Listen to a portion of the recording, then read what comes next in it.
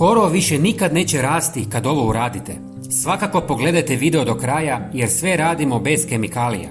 Korov je čest problem u vrtovima jer oduzima biljkama vlagu, hranjive tvari i prostor za rast. Osim što usporava razvoj povrća i cvijeća, može biti i leglo štetnika i bolesti. Korov koji raste između pločnika narušava urednost dvorišta i ostavlja dojam neodržavanosti. Mnogi posežu za kemijskim herbicidima kako bi ga uklonili, ali oni su nevjerovatno štetni za zdravlje ako ih udišemo ili dođu u dodir s kožom. Također mogu zagađivati tlo i podzemne vode. Zbog svega navedenog, bolje je koristiti prirodne metode suzbijanja korova koje su sigurne za zdravlje i okoliš.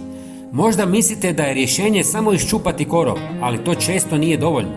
Ako u zemlji ostane i najmanji dio korijena, korov će vrlo brzo ponovo niknuti. Neke vrste imaju izuzetno snažan korijenov sustav koji se duboko širi i teško ga je potpuno ukloniti.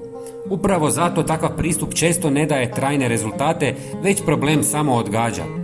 Pokazat ću vam više sastojaka koje možete koristiti zasebno ili zajedno za najsnažniji učinak i objasniti zašto se baš oni koriste. U 300 ml vode dodajte 300 ml octa. Ocat je učinkovit prirodni uništavač korova jer njegova kiselina razara biljna tkiva i brzo isušuje neželjene biljke. Djeluje najbolje na mladom korovu, a njegova primjena je jednostavna i bez štetnih kemikalija, što ga čini odličnim rješenjem za ekološke vrtove.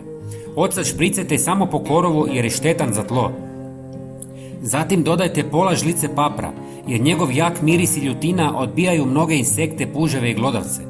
Također, kada se pospe po tlu, može djelovati iritantno na korov i usporiti njegov rast, osobito ako se koristi u kombinaciji s drugim prirodnim sredstvima poput octa. Treći sastojak je žlica kuhinjske soli, koja uništava korov tako što izvlači vlagu iz biljnih stanica, što dovodi do njihovog isušivanja i propadanja. Djeluje brzo i učinkovito, osobito kada se koristi na mladim, nježnim korovima. Sol nemojte prskati po tlu jer ga uništava i to je zabranjeno.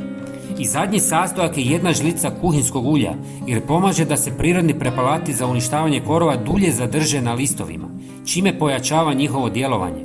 Također omekšava voštani sloj biljke, omogućujući da ocat, sol i druge tvari lakše prodru i učinkovitije unište korov.